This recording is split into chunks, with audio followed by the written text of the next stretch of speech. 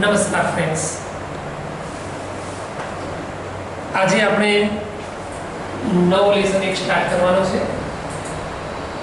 અને એ આપણો લેસન છે લેસન 2 નો રીડ 2 એટલે કે જે આપણે કાવ્ય પોએમ આપેલું છે તે પોએમનું ટાઇટલ છે સેપર સેપડ। सेपर सेपड, सेपर એટલે बनाने वाला इंसान, बनाने वाला व्यक्ति। અને सेपड, सेपड मीन्स खुद बन जाना। तो हमारा ये जो नया काव्य है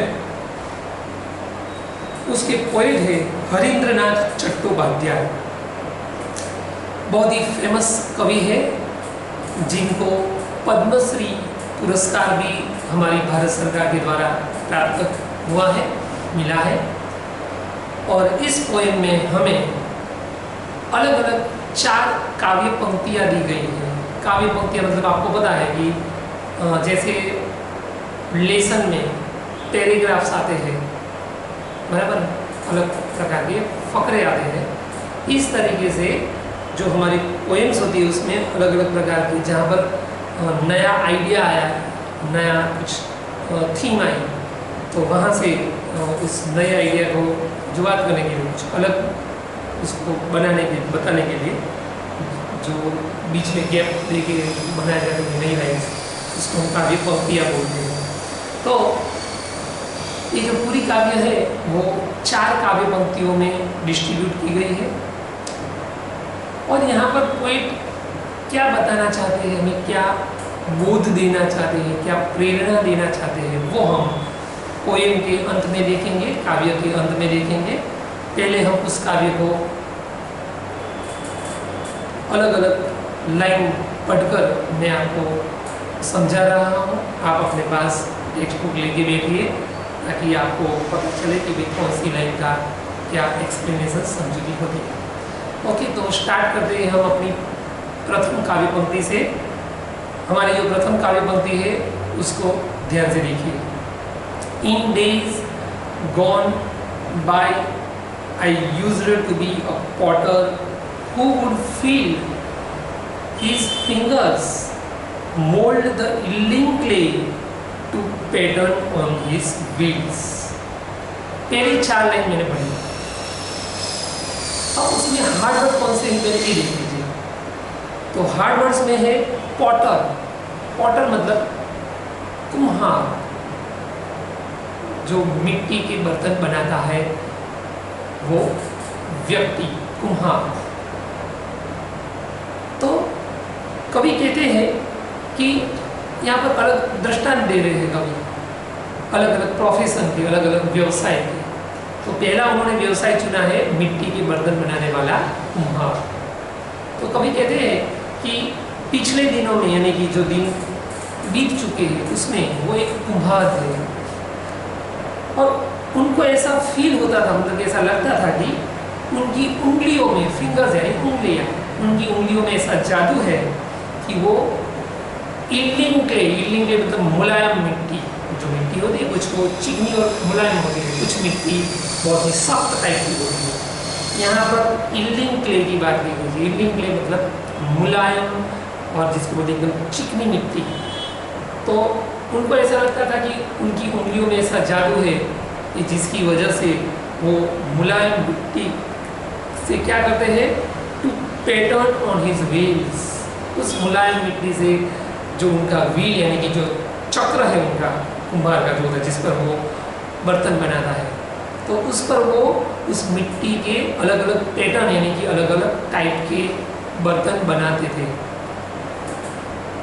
but now through wisdom lately won, लेकिन बाद में पोएट कहते हैं कि उनको लेटली मतलब बहुत देरी से उनमें विजडम यानी कि शाणपण, जिसको बोलते हैं कि ज्ञान, कुछ नया प्राप्त हुआ।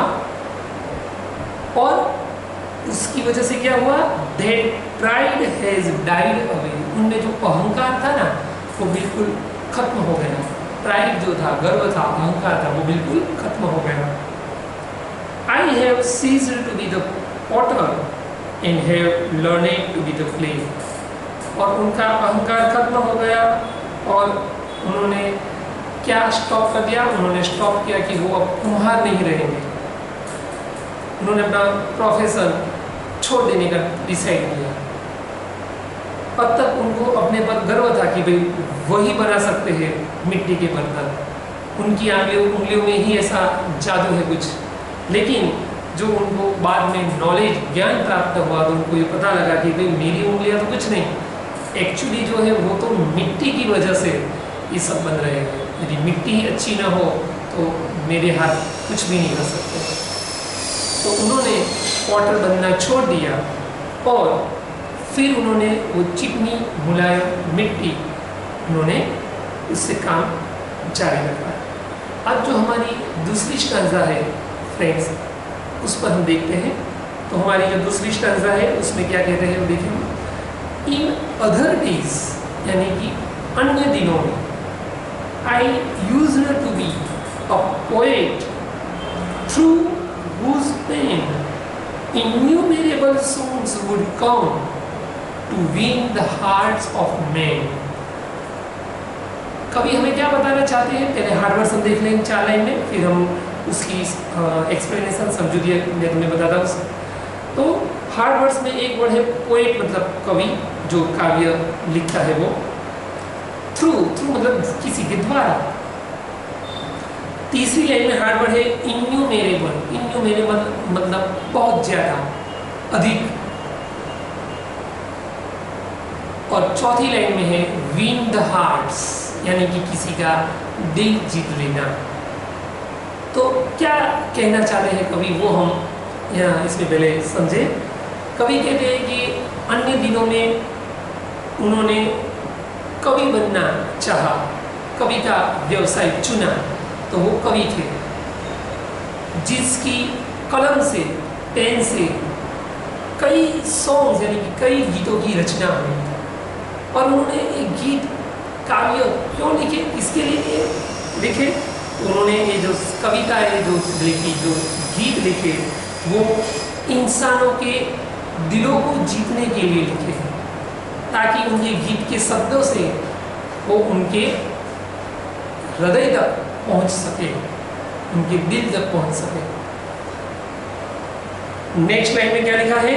But now through new god knowledge, लेकिन बाद में उनको नया ज्ञान प्राप्त हुआ।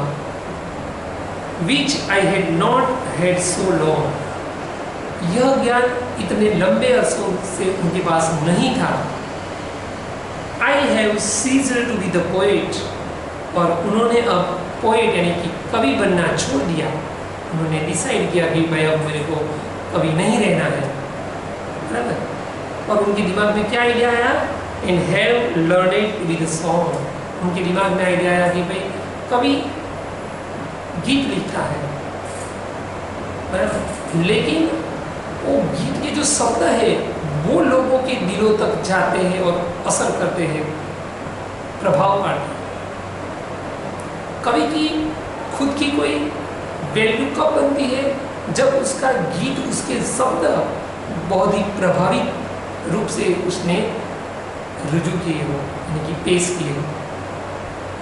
तो यहाँ पर कवि का जो अहंकार था वो मिट गया, उन्होंने कवि बनना छोड़ दिया और उन्होंने अब डिसाइड किया कि भाई मेरे को सॉन्ग बनना है, गीत बनना है, ताकि मेरे शब्द, गीत के शब्द लोगों के दिलों तक पहुंच सके।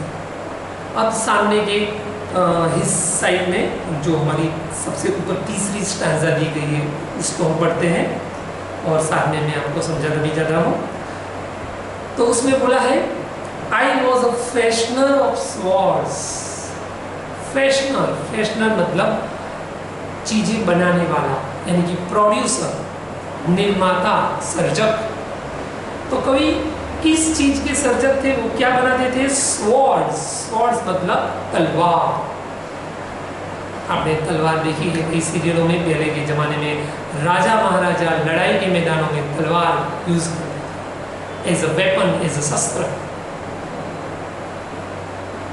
इन days that now are gone, पुराने दिनों की बात है कवि ने तीसरे व्यवसाय जो हमें मिसाल के तौर पे देना चाहा है, दृष्टांत के तौर पे देना चाहा है, वो है तलवार बनाने का व्यवसाय। तो वो तलवार बनाने के व्यवसाय में थे, जुड़े हुए थे। Which on 100 battlefields glittered and gleamed and shone। ये जो फ्रेंड्स चौथी लाइन में आपको तीन वर्ड जो दिए हैं ना, वो तीन वर्ड वर्ब्स है, वर्ब्स यानी क्रियापद है, और तीनों का मतलब एक ही होता है, सेम होता है। तीनों का मतलब क्या है? चमकना, प्रकाशित होना, प्रज्वलित होना। तो कवि क्या बताते हैं हमें? कवि बताते हैं कि वो पिछले दिनों में तलवार बनाने के व्यवसाय से जुड़े हुए थे और उनकी तलवारें कई रण मैदान युद्ध भूमि पर अपना जौहर दिखा चुकी थी, अपना शौर्य पराक्रम दिखा चुकी थी, और उसकी वजह से वो तलवार वहाँ पर साहसपूर्ण तरीके से प्रज्वलित थी, प्रकाशित थी। 5वीं लाइन में देखिए, but now that I am dreaming with the silence of the Lord. लेकिन अब पोएट क्या कहते हैं कि वो उनमें कुछ नया ज्ञान आया। कौन सा ज्ञान?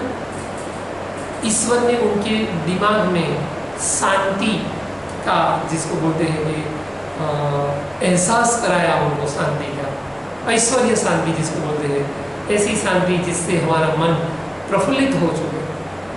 तो ऐसी शांति उनके दिमाग में आई, उनके मन में आई, और उन्होंने अब क्या सोचा? I have ceased to be sword maker. उन्होंने सोचा कि भाई तलवार बनाने का व्यवसाय छोड़ देना चाहिए। क्यों? क्योंकि उससे तो युद्ध मैदान में नो डाउट जो योद्धा होते हैं वो लड़ते हैं, अपना शौर्य दिखाते हैं, लेकिन इसमें मेरा तो कुछ होता ही नहीं है। लोग तलवार की प्रशंसा करते हैं, योद्धा की प्रशंसा करते हैं, कोई तलवार बनाने वाले की प्रशंसा करने नहीं जाता है कि भाई तलवार किसने बनाई थी। हमारे इतिहास के पन्नों को खोल के देख लीजिए, रानी लक्ष्मीबाई हो, राणा महाराणा प्रताप हो, कुछ भी, कोई भी ऐतिहासिक कैरेक्टर हो, उनकी तलवार यानी कि उनकी जो शमशेर थी उनको लोग पहचानते हैं, उनकी वीरता को पहचानते हैं, उस योद्धे को जानते हैं। कोई ऐसा नहीं पूछता कि उनकी तलवार किसने बनाई थी। कोई उनको ढूंढने या उनको इतिहास के पन्ने पर उनके कहीं पर नाम नहीं। तो कवि को ये पता चल गया और उन्होंने डिसाइड किया कि मुझे अब तलवार बनाने के व्यवसाय में नहीं रहना है, नहीं करना है, मुझे तो क्या बनना है? And have learned to be the sword. उन्होंने सोचा कि इससे तो अच्छा मैं तलवार ही बन जाऊँ, ताकि कम से कम युद्ध मैदान में मेरे से साहस और शौर्य की तो अपेक्षा की जाए, मैं वो तो उसका परफॉर्मेंस कर सकूं। Okay, now the last stanza. अब हमें लास्ट का भी पंक्तियाँ स्टैंजा देखनी है फ्रेंड्स, और उसमें क्या बताया गया है देखिए। इन बाइगोन टाइम्स, यानी कि जो समय बीत चुका है उसमें, I used to be a dreamer who would hurl. नया वर्ड आया है HURL, हर्ल मतलब येल समथिंग। येल समथिंग मतलब किसी बात की शोर बकोर करना, किसी बात में ज़्यादा ऐसे ही व्यर्थ शोर करते रहना, प्रचार करते रहना। तो कभी पिछले दिनों में ड्रीमर थे। ड्रीमर मतलब स्वप्न जोने वाला इंसान। कुछ लोग ऐसे आलसी प्रकृति के होते हैं कि सदा सपने ही देखते रहते हैं, सपनों को साकार करने का प्रयत्न नहीं करते, प्रयास नहीं करते। तो कभी भी उन दिनों में केवल स्वप्न ही देखा करते थे। On every side an insolence of emerald in pearl. और वो स्वप्न भी कैसे देखते थे? सपने भी कैसे देखते थे? तो सपनों में वो ऐसा देखते थे कि वो इंसोलेंस मतलब जिसको बोलते हैं कि गलत तरीके से, किस तरीके से एमेरल्ड यानी कि नीलमणि और एक प्रकार की जवेरात, ज्वेल्स, रत्न, और पर्ल यानी जो मोती आते हैं जो ज्वेलरी में यूज़ होते हैं, वो किस तरीके से वो एकत्रित कर सके, गलत तरीके से, सही ढंग से नहीं। ऐसे ऐसे सपने उनको आते थे, ख्वाब आते थे। But now that I am kneeling, नया वर्ड आया 5वीं लाइन में फ्रेंड्स, नीलिंग। नीलिंग मतलब किसी के शरण में जाना, मतलब कि सरेंडर करना। तो पोएट को ऐसा लगता है कि अब वो किसके शरण में गए हैं, किसी चरणों में समर्पित हो गए हैं, at the feet of the supreme. अब वो सुप्रीम यानी कि गॉड, भगवान प्रभु, उनके चरणों में समर्पित हो गए हैं। और उनके चरणों में समर्पित होने से उनको एक नया ज्ञान प्राप्त हुआ है, और उसकी वजह से उन्होंने क्या डिसाइड किया है, उन्होंने डिसाइड किया है I have ceased to be the dreamer.